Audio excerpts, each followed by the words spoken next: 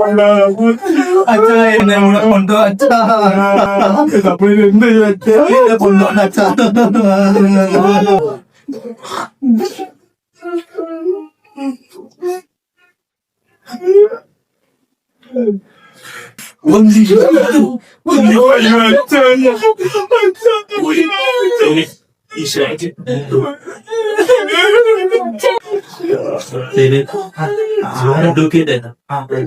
സ്വത്തിന്റെ വീതം എന്നില്ലേ കാര്യം പറയാൻ.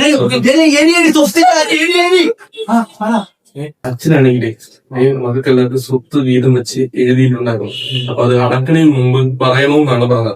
അപ്പൊ നമുക്ക് ആർക്കൊക്കെ എന്തൊക്കെയാണെന്നുള്ളത് പറയാം. ആദ്യം ഷൈലിന് 10 ഏക്കർ. 10 ഏക്കർ രാജസ്ഥാൻ.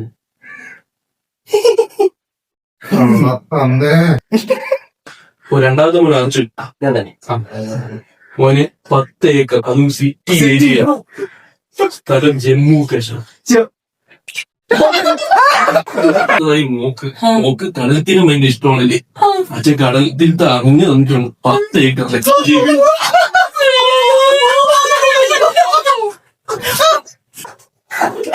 നാലാമത്തെ മോൻ അല്ല, 3 പേര്. നാലാമത്തെ മോൻ അക്ഷയോ. സ്ഥലം വന്നിട്ട് മൂകാംബിക ദേവി മകൻ.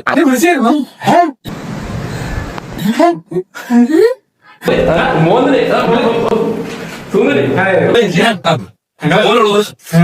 നമ്മുടെ കഴക്കൂട്ടത്ത് ഒരു 5 ഏക്കറും വേണം.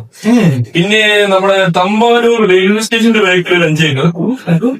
പിന്നെ ഒരു ആപ്പിള ലേക്കിന് അവിടെ 5 ഏക്കർ.